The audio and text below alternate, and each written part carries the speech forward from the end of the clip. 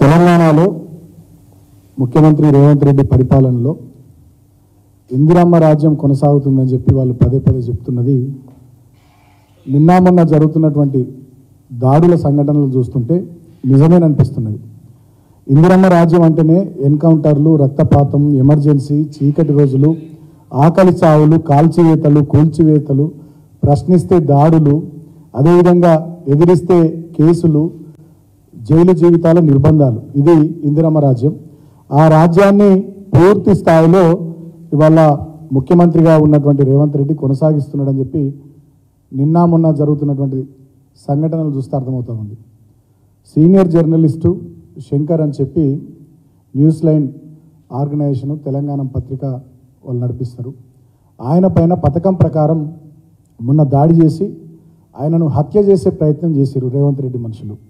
ముఖ్యంగా ఈ దాడికి సంబంధించి 21వ తారీఖు నాడు సాయిరామ్ రెడ్డి అని చెప్పి ఈయన Hastinapuram Congress party division president అయినటువంటి శశిధర్ రెడ్డికి అనుచరుడు. ఇదంతా ఎల్బీ నగర్ అసెంబ్లీ నియోజకవర్గానికి సంబంధించినటువంటి కాంగ్రెస్ పార్టీ నాయకులు వీళ్ళు. సో గతంలో మల్కాజ్గిరి పార్లమెంట్ సభ్యుడిగా రేవంత్ రెడ్డి ఉన్నప్పటి నుంచి వీళ్ళంతా రేవంత్ రెడ్డికి సన్నిహితులు. ఇక్కడ ఈ సాయిరామ్ రెడ్డి అనేటటువంటి వ్యక్తి సీతక్కతోని అదేవిధంగా ముఖ్యమంత్రి రేవంత్ రెడ్డితో దిగిన ఫోటోలు కూడా స్పష్టంగా ఉన్నాయి. ఇక్కడ మధ్యలో ముందు రోజు శంకర్ వాళ్ళ సీనియర్ జర్నలిస్ట్ శంకర్ వాళ్ళ ఆఫీస్ దగ్గర వాళ్ళు రెక్కి నిర్వహించినటువంటి సీసీటీవీ ఫుటేజ్ కూడా చాలా క్లియర్గా ఉంది. అంటే పథకం ప్రకారం కాంగ్రెస్ పార్టీకి చెందినటువంటి గూండాలు సీనియర్ జర్నలిస్టు శంకర్ను హత్య చేసే పని చేశారు. దానికి ఒక పన్నాగం సీసీటీవీ ఫుటేజ్లు కూడా మేము సోషల్ మీడియా వేదికగా కూడా అందరికీ పంపించినాం. అన్నీ కూడా బయటకు వచ్చినాయి. పథకం ప్రకారం ఒక బైక్ వెనుక నుండి ఒక 2 మహిళలు వచ్చి ఆయన కారును గుద్దినట్టు చేసి ఆయనతో గొడవ పెట్టుకున్నట్టు చేసి వెంటనే ఒక ఆమె ఫోన్ చేయగానే 1 నిమిషం లోపల 10 మంది చుట్టుముట్టి ఆ చుట్టుపక్కలనే రెడీ ఉండి వీళ్ళంతా వచ్చి ఆయనను విపరీతంగా కొడుతుంటే స్థానికులు అక్కడ ఉండి వాళ్ళంతా అడ్డుకొని ఆయనను కాపాడతారు. ఆయన యశోద ఆసుపత్రి సోమాజిగూడలో తీవ్ర గాయాల పాలై చికిత్సకు ఆయన చేరితే నిన్న మేమందరం కూడా క్రాంతి గారు, మేము చాలామంది నాయకులు అందరం కూడా నిన్న పోయి ఆయనను పరామర్శించినాం. చాలా తీవ్రమైనటువంటి గాయాలు కూడా అయినాయి. కొన్ని చోట్ల ఫ్రాక్చర్ కూడా అయింది, కాలు ఫ్రాక్చర్ అయింది, ఇక్కడ తలకు కూడా ఫ్రాక్చర్ అయింది. చాలా చోట్ల గాయాలు అనేది ఇదంతా ఉప్పిపోయింది. ఇంకా రిబ్స్ కూడా కొంత దెబ్బతిన్నాయి. అంటే ఒక పాశవికమైనటువంటి దాడి, ఆయనను చంపాలనేటటువంటి కసి ఈ దాడిలో చాలా స్పష్టంగా కనబడతా ఉంది. నేను తెలంగాణ సమాజాన్ని అదేవిధంగా మొత్తం మీడియా సమాజాన్ని, బుద్ధిజీవులను, మేధావులను అందరినీ కూడా వేడుకుంటున్నా ఇటువంటి పాశవికమైనటువంటి దాడిని ముక్త కంఠంతో మనం అందరం కూడా ఖండించాల్సినటువంటి అవసరం ఉంది. ప్రశ్నించే వాళ్ళ మీద, తర్వాత వాళ్ళు ఇచ్చినటువంటి హామీలను గుర్తు చేసేటటువంటి వాళ్ళ మీద ఈ రకమైనటువంటి దాడులు చేయడం ఇది మంచిది కాదనేటటువంటిది అందరం కూడా ముక్త కంఠంతో మాట్లాడాల్సినటువంటి అవసరం ఉందని చెప్పి నేను తెలియజేస్తూ ఉన్నా. నేను ఒకటే మాట ముఖ్యమంత్రిని అడుగుతా ఉన్నా, అక్షరంతో ప్రశ్నిస్తే ఆయుధంతో దాడి చేయడం మీ ఇందిరమ్మ రాజ్య పాలన, మీ ప్రజాపాలన అని వాళ్ళ ముఖ్యమంత్రిని అడుగుతా ఉన్నా. ప్రజల పక్షాన మాట్లాడితే, గొంతెత్తితే ప్రాణాలు తీయడమే మీ ప్రజాపాలన, మీ ఇందిరమ్మ రాజ్యమా? నేను ముఖ్యమంత్రిని అడుగుతా ఉన్నా. ఇసుక మాఫియా, భూ కబ్జాలు, నిరుద్యోగుల సమస్యలు, అదేవిధంగా 420 మీరు ఇచ్చినటువంటి హామీలు, 6 గ్యారంటీలను మీకు గుర్తు చేస్తే, వాటి మీద ప్రశ్నిస్తే హత్యలు చేసే పనులు పెట్టుకోవడమే మీ ప్రజాపాలన, ఇందిరమ్మ రాజ్యమా? ఇవాళ ముఖ్యమంత్రి రేవంత్ రెడ్డి తెలంగాణ ప్రజానీకానికి సమాధానం చెప్పాల్సినటువంటి అవసరం ఉంది. మొన్నటికి మొన్న ఇదే కాంగ్రెస్ పార్టీ యొక్క పనితీరును, వాళ్ళు ఇచ్చినటువంటి మాటల్ని, హామీల్ని గుర్తు చేసినందుకు చిలుక ప్రవీణ్ అనేటటువంటి జర్నలిస్టు మీద కూడా దాడి చేసినారు. అదేవిధంగా ఇంకో జర్నలిస్టు రంజిత్ పైన సైబర్ క్రైమ్లో లేనిపోని కేసులు పెట్టినారు. అదేవిధంగా ఆకుల శ్రీనివాసరెడ్డి అని చెప్పి ఇంకో జర్నలిస్టు, సీనియర్ జర్నలిస్టు పైన అడ్డగోలుగా కేసులు పెట్టినారు. ఆయనకు కూడా ఫోన్లు చేసి బెదిరిస్తూ ఉన్నారు. ఇదే కాదు, రాష్ట్ర వ్యాప్తంగా వీళ్ళు గెలిచి 3 నెలలు కూడా కాలేదు, సుమారు 2600 పైచిలకు కేసులు బీఆర్ఎస్ పార్టీ నాయకులు, కార్యకర్తలు, మా పార్టీ సానుభూతి పరుల మీద జరిగినాయి. 3 నెలలు కూడా కాలే వీళ్ళు గెలిచి. ఈ ఇంద్రమ్మ రాజ్యంలో వీళ్ళ ప్రజాపాలనలో బీఆర్ఎస్ పార్టీ నాయకులు, కార్యకర్తలు, సానుభూతి పరులందరి మీద 2600 పైచిలకు కేసులు రాష్ట్ర వ్యాప్తంగా నమోదైనాయి. ఇదేనా ఇంద్రమ్మ రాజ్యం? ఇదేనా మీ ప్రజాపాలన? వేలాది మంది కార్యకర్తల్ని పోలీస్ స్టేషన్లకు పిలిచి ఎస్ఐలు, సిఐలు, డిఎస్పీలు, ఏసీపీలు బెదిరిస్తున్నటువంటి సందర్భాలు. ఇది ఇంద్రమ్మ రాజ్యం ప్రజాపాలన. బహిరంగంగా మా పార్టీ నాయకుల ఇండ్ల మీద, మా కార్యకర్తల ఇండ్ల మీద దాడులు చేసి విచక్షణ రహితంగా సుమారు దగ్గర 120 చోట్ల మా ఊళ్ళ మీద దాడులు చేశారు. ఇదేనా ఇంద్రమ్మ రాజ్యం? ఇదేనా మీ ప్రజాపాలన?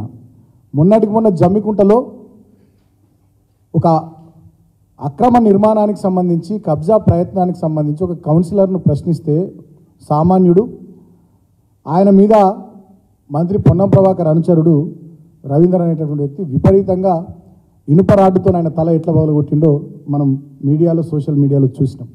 ఇదేనా మీ ఇంద్రమ్మ రాజ్యం? ఇదేనా మీ ప్రజాపాలన? ప్రశ్నిస్తూ ఉన్నాం మేము రేవంత్ రెడ్డి ముఖ్యమంత్రిని.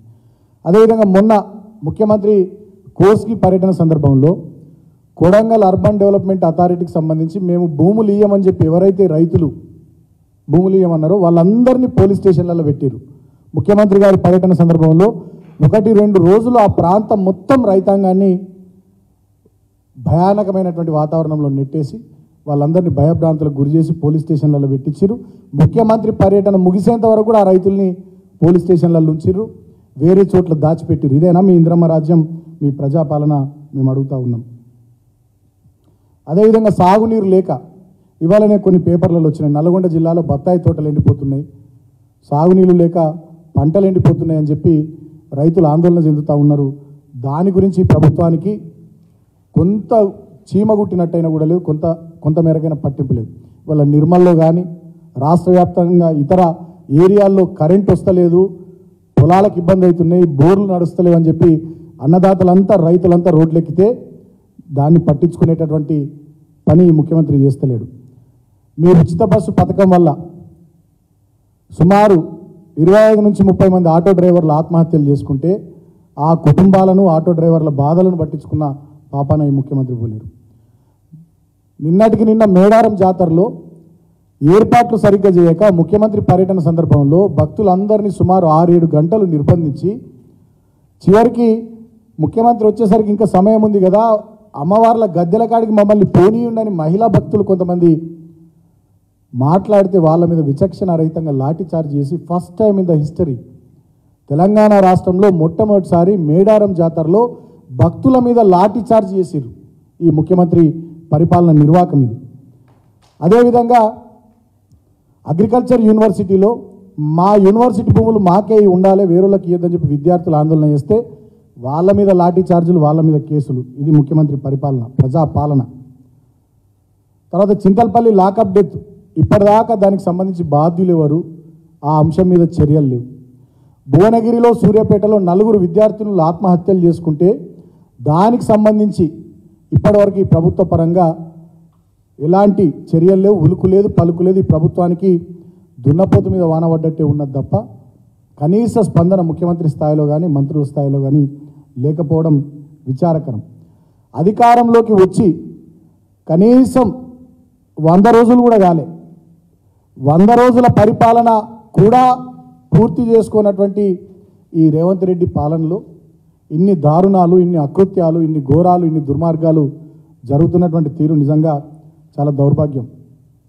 మాకు ఈయన పరిపాలన చూస్తే ఏమనిపిస్తుందంటే, గతంలో విష్ణూరు రామచంద్రారెడ్డి దొర దేశ్ముఖ్, అదేవిధంగా ఎర్రపాడు ప్రతాప్ రెడ్డి అనే దేశ్ముఖ్, ఆ దేశ్ముఖ్ల హయాంలో ఆనాడు బందగిని చంపిర్రు. అదేవిధంగా పోరాటం చేసినటువంటి చాకలైలమ్మ, దొడ్డి కొమరయ్య లాంటి వాళ్ళని కూడా ఆనాడు చంపిర్రు. ఈ విష్ణూరు రామచంద్రారెడ్డి, అదేవిధంగా ఎర్రపాడు ప్రతాప్ రెడ్డి ఈ దేశ్ముఖ్ల గడీల ముందు ఆనాడు ఎస్సీ బీసీ మహిళల్ని వివస్త్రల్ని చేసి బతుకమ్మలాడిచ్చిర్రు. ఆనాడు ఎస్సీ బీసీలను చాలామందిని, దళితులను, బలహీన వర్గాల వాళ్ళని రాచి రంపన పెట్టిర్రు, ఘోరంగా కొట్టిర్రు, దాడులు చేసిర్రు, కొంతమందిని హత్య కూడా చేసిర్రు. వాళ్ళ శవాలు కూడా దొరకకుండా కృష్ణానదిలో, మూసీ నదిలో పాడేసినటువంటి, గోదావరి నదిలో పాడేసినటువంటి చరిత్ర గతంలో ఆ దేశ్ముఖుల హయాంలో జరిగింది. ఇవాళ ఈ నయా దేశ్ముఖ్ రేవంత్ రెడ్డి పాలనలో మొత్తం రాష్ట్ర వ్యాప్తంగా ఎస్సీ బీసీల మీద విపరీతమైన దాడులు జరుగుతూ ఉన్నాయి. చిల్క ప్రవీణ్ జర్నలిస్టు, అదేవిధంగా శంకర్ జర్నలిస్ట్, ఈయన గౌడ్ బీసీ, ఇట్లా బీసీ సోదరుల మీద, దళిత సోదరుల మీద రాష్ట్ర వ్యాప్తంగా విపరీతమైనటువంటి దాడులు జరుగుతూ ఉన్నాయి, అకృత్యాలు జరుగుతూ ఉన్నాయి. ఎస్సీ ఎస్టీ బీసీ గురుకులాల్లో ఎస్సీ బీసీ అమ్మాయిలు ఆత్మహత్యలు చేసుకుంటూ ఉన్నారు. ఈ నయా దేశ్ముఖ్ పరిపాలనలో ఆటో డ్రైవర్లు ఆత్మహత్యలు చేసుకుంటూ ఉన్నారు, అన్నదాతలు రైతన్నలు ఆత్మహత్యలు చేసుకుంటూ ఉన్నారు. ఈ నయా దేశ్ముఖ్ పరిపాలనలో ఇవాళ తెలంగాణలో బడుగు బలహీన వర్గాల పరిస్థితి, దళిత గిరిజన వర్గాల పరిస్థితి అగమ్య గోచరంగా తయారైంది. ఇక ఎవరన్నా దళిత నాయకులు కానీ, బీసీ నాయకులు కానీ, గిరిజన నాయకులు కానీ వీళ్ళ ప్రభుత్వాన్ని విమర్శిస్తే అడ్డగోలుగా బుర్ర జల్లడం, ఇష్టం వచ్చినట్టుగా నోటికి ఎంత వస్తుందంత ఎవరు పడితే వాళ్ళు ఏది పడుతుంది మాట్లాడడం. ఈ నయా దేశ్ముఖ్ పరిపాలనలో ఈయన నాయకత్వంలో బడుగు బలహీన దళిత గిరిజన వర్గాల నాయకులంటే ఒక చిన్న చూపు, ఈ వర్గాలకు సంబంధించినటువంటి ప్రజానీకం జర్నలిస్టులు అంటే ఒక చిన్న చూపు, ఒక చులకన భావం. ఆనాడు విష్ణూరు రామచంద్రారెడ్డి, ఎర్రపాడు ప్రతాప్ రెడ్డి లాంటి దేశ్ముఖులు ఏ రకంగానైతే దళిత బలహీన వర్గాల పట్ల వ్యవహారం చేసినారో అదేవిధంగా ఈ నయా దేశ్ముఖ్ రేవంత్ రెడ్డి పరిపాలనలో ఇవాళ కూడా బడుగు బలహీన దళిత గిరిజన వర్గాల పరిస్థితి ఘోరంగా తయారైంది. కాబట్టి నేను ఇప్పటికైనా ఈ ప్రభుత్వాన్ని కోరుతా ఉన్నా, ఈ పద్ధతులు మానుకోండి, ఈ రాచరికపు పద్ధతులు, ఈ అణిచివేత ధోరణులు, ఈ అప్రజాస్వామిక విధానాలు విడవండి అని చెప్పి నేను కోరుతా ఉన్నా. ఇది మంచిది కాదు. 10 సంవత్సరాలు మేము కూడా పరిపాలన చేసినాం, మేము ఎన్నడూ ఇటువంటి సంఘటనలు మా హయాంలో చేయలేదు, మేము ఎన్నడూ ఇటువంటి చర్యలకు పాల్పడలేదు. ఎంతసేపటికి ప్రజలు, సంక్షేమం, రాష్ట్రం అభివృద్ధి ఈ కోవలోనే మేము ముందుకు సాగినాం తప్ప ఇష్టం వచ్చినట్టుగా ఎన్నడూ ఇలాంటి పిచ్చి పిచ్చి పనులు మేము చేయలేదు. ఇవాళ నేను ముఖ్యమంత్రిని కోరుతా ఉన్నా ఈ పద్ధతులు మానుకోవాలని చెప్పి నేను తెలియజేస్తూ ఉన్నా. ఇక ఈ ముఖ్యమంత్రి గారి పట్ల కొంతమంది పోలీసులు అత్యుత్సాహంతో స్వామి భక్తిని ప్రదర్శిస్తూ ఉన్నారు. నేను ఆ పోలీసులకు కూడా నేను విజ్ఞప్తి చేస్తూ ఉన్నా, అధికారం ఎవరికి శాశ్వతం కాదు. పోలీస్ సోదరులారా గుర్తుపెట్టుకోండి. మొన్నటిదాకా 10 సంవత్సరాలు మేమున్నాం, ఇప్పుడు వీళ్ళున్నారు. రేవంత్ రెడ్డి పరిపాలన, ఈ నయా దేశ్ముఖ్ పరిపాలన నడుస్తూ ఉంది. ఈ నయా దేశ్ముఖ్ పరిపాలన తర్వాత డెఫినెట్గా మళ్ళీ మేమే వస్తాం, మీరు మర్చిపోకండి. మీరు నిష్పక్షపాతంగా, పారదర్శకంగా మీ పని మీరు చేయండి. You are the custodians of the constitution. మీరు ఆ విషయాన్ని మర్చిపోకండి. You are not custodians of Revanth Reddy. సరే, ఆయన ప్రభుత్వ అధినేతగా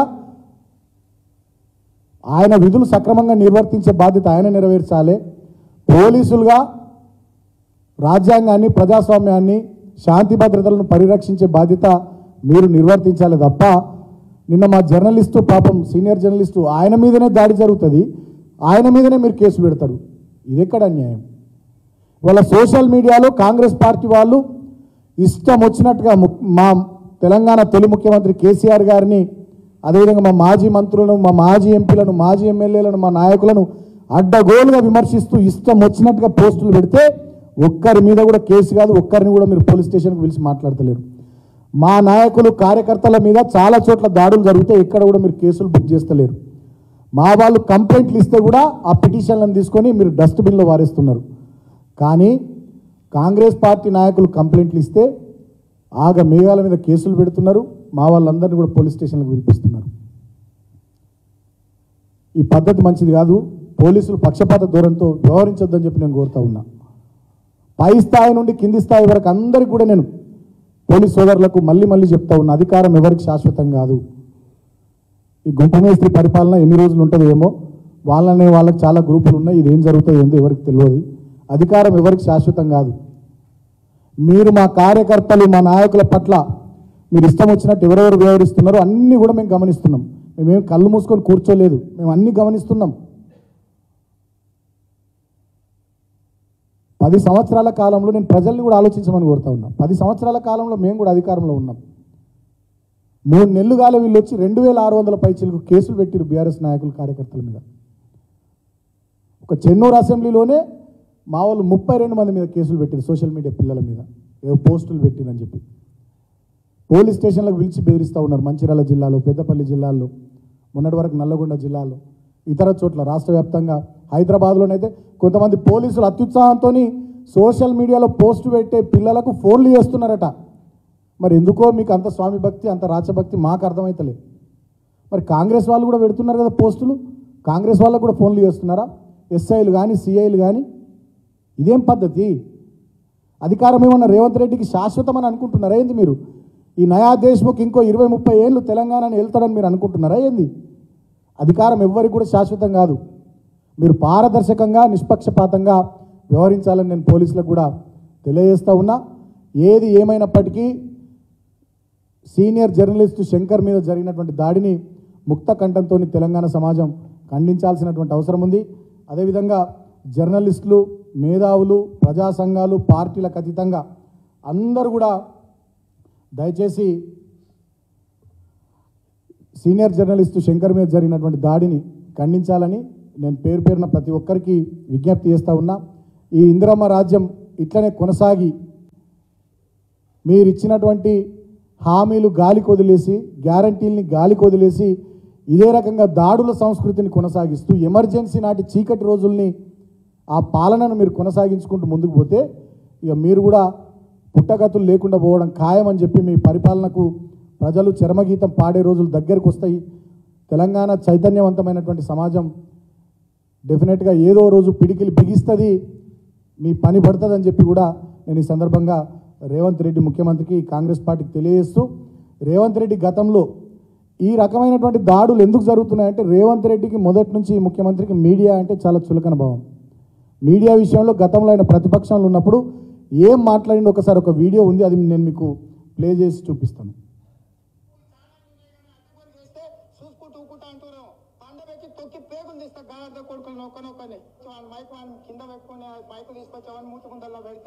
వాడు కూతలు కూస్తే వాటికి వివరించే ఓపిక, తీరిక నాకు లేదు. అట్లాంటి అప్పుడు నా కొడుకులకు నేను సమాధానం చెప్పను. తన అమ్మ మొగుని ఇంట్లోనే అన్ని తెచ్చి చూపించుకోమని చెప్పు, టీవీలో వేసుకో, నాకేం అభ్యంతరం లేదు. మళ్ళొక్కసారి మీకోసం మళ్ళొక్కసారి చూపిస్తుంది. లోపల నా కొడుకులు ఛానళ్ళు ఉన్నాయి కదా, అడ్డగోలు చేస్తే చూసుకుంటూ ఊకుంటా అంటున్నాం. పండబెట్టి తొక్కి పేగులు తీస్తా గార్ద కొడుకులు నొక్కనొక్కని. మైక్ వాడిని కింద పెట్టుకుని మైకు తీసుకొచ్చామని మూతుకుందల్లో పెడితే వాడు కూతలు కూస్తే వాటికి వివరించే ఓపిక, తీరిక నాకు లేదు. అట్లాంటి అప్పుడు నా కొడుకులకు నేను సమాధానం చెప్పను. తన అమ్మ మొగుని ఇంట్లోనే అన్ని తెచ్చి చూపించుకోమని చెప్పు, టీవీలో వేసుకో, నాకేం అభ్యంతరం లేదు. మీడియా ఛానల్స్ గురించి, మీడియా గురించి ఎంత మంచి వచనాలు వెల్లించిండో ముఖ్యమంత్రి రేవంత్ రెడ్డి మీరు చూసారు. సో సహజంగానే మొదటి నుంచి మీడియా పట్ల చులకన భావంతో, ఏహ్య భావంతో మెదిలేటటువంటి వ్యక్తి ఆయన. ఇవాళ ఏ జర్నలిస్టు ప్రశ్నించినా, ఏ జర్నలిస్టు మాట్లాడినా, ఏ జర్నలిస్టు వాళ్ళు ఇచ్చినటువంటి హామీలను గుర్తు చేసినా, తెలంగాణ ప్రాంతంలో, ఈ రాష్ట్రంలో ఉన్నటువంటి సమస్యల్ని ప్రభుత్వం దృష్టికి తీసుకొచ్చే ప్రయత్నం చేసినా దాన్ని జీర్ణించుకోకుండా ఈ నయా దేశ్ముఖ్ ఆయన మనుషులతో దాడులు చేయిస్తూ ఉన్నాడు, చంపే ప్రయత్నాలు చేయిస్తూ ఉన్నాడు, హత్య చేసేటటువంటి చర్యలకు ఆయన ఆదేశాలు ఇస్తూ ఉన్నాడు. ఇది తెలంగాణ సమాజం ముక్త కంఠంతో జర్నలిస్టు సంఘాలు కానీ, జర్నలిస్టులు కానీ, మేధావులు కానీ, పార్టీలు కానీ అందరం కూడా ఖండించాల్సినటువంటి అవసరం ఉంది. ఇలాంటి పాశవికమైనటువంటి ధోరణి, ఇలాంటి హింసాత్మకమైనటువంటి విధానాలను వీటన్నిటిని కూడా ఈ ప్రభుత్వం బంద్ చేసి పాలన మీద దృష్టి పెట్టాలని చెప్పి ఈ ప్రభుత్వాన్ని నేను డిమాండ్ చేస్తా ఉన్నా. Thank you.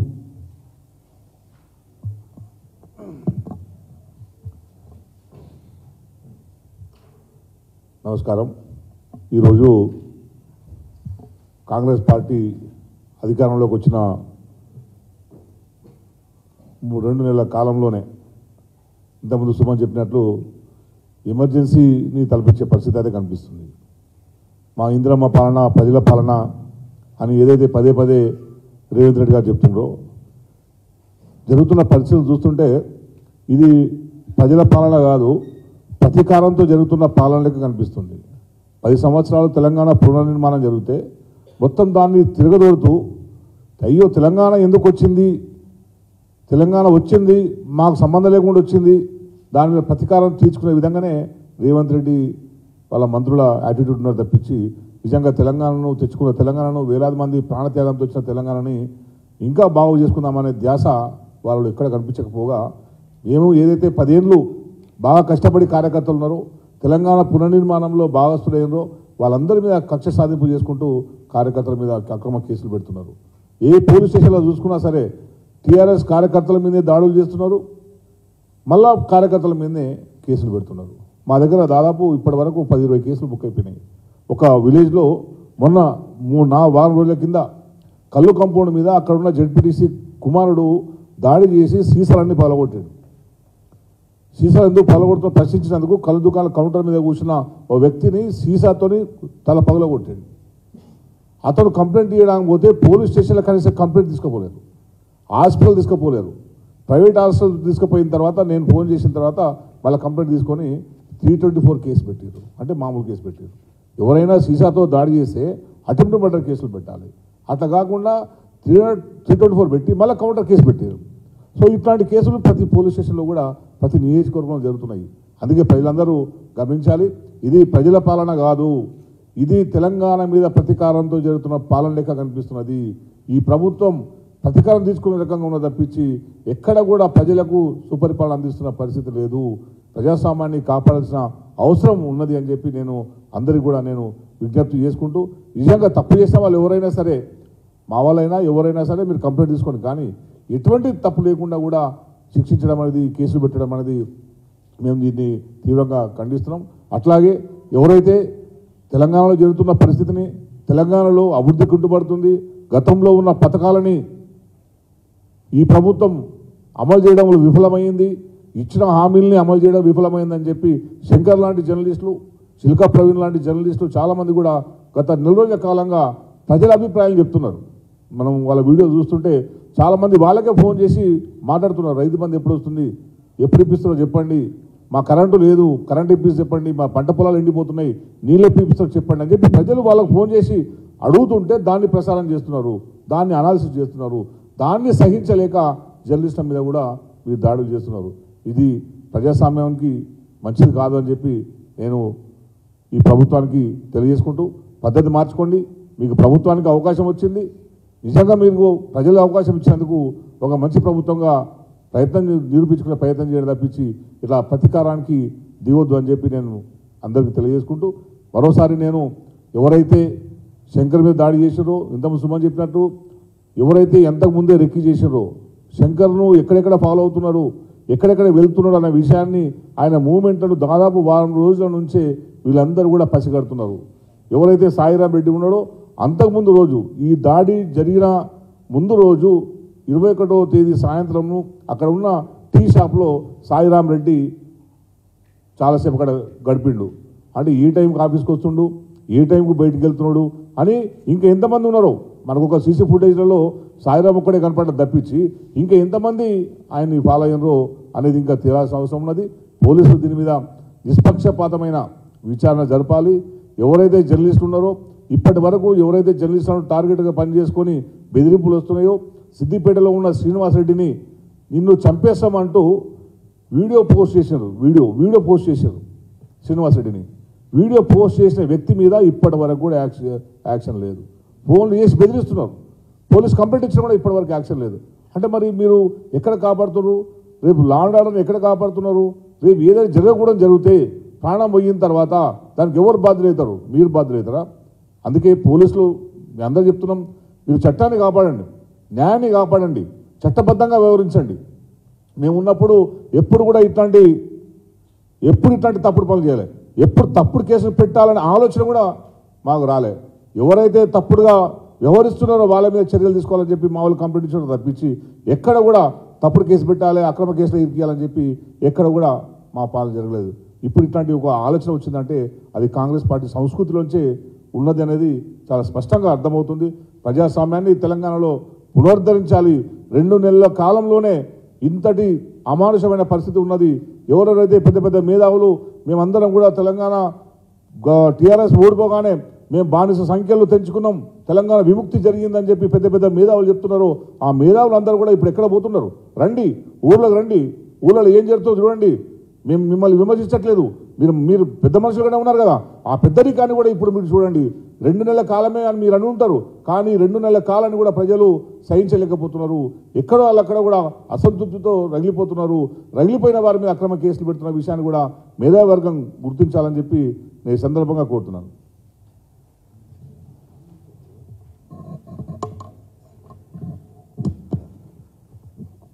మీడియా సోదరులకు నమస్కారం. రేవంత్ సర్కార్ 2 నెలల పాలనలో కేసులు, బూతులు, దాడులు, దౌర్జన్యాలు తప్ప మరి ఏ ప్రగతి కనిపిస్తలేదు.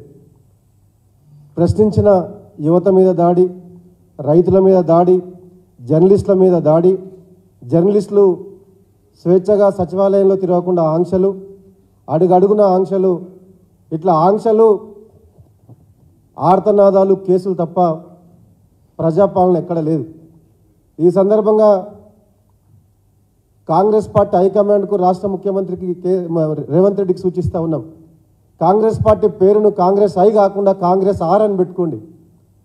కాంగ్రెస్ ఐ లేదు ఇప్పుడు కాంగ్రెస్లో, రాష్ట్ర కాంగ్రెస్లో.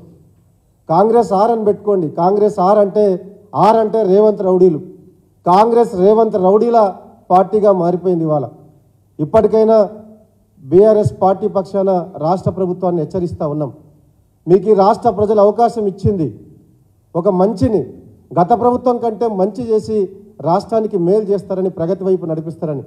కానీ అటువైపు నడిపించకుండా దేశ్ముఖ్ల దారిలో రాష్ట్ర ప్రభుత్వాన్ని నడిపిస్తూ ఉన్నారు. దౌర్జన్యకాండను అమలు చేస్తూ ఉన్నారు. దీన్ని తెలంగాణ సమాజం సహించదని ఈ సందర్భంగా కాంగ్రెస్ క్యాబినెట్ని హెచ్చరిస్తూ ఉన్నాం.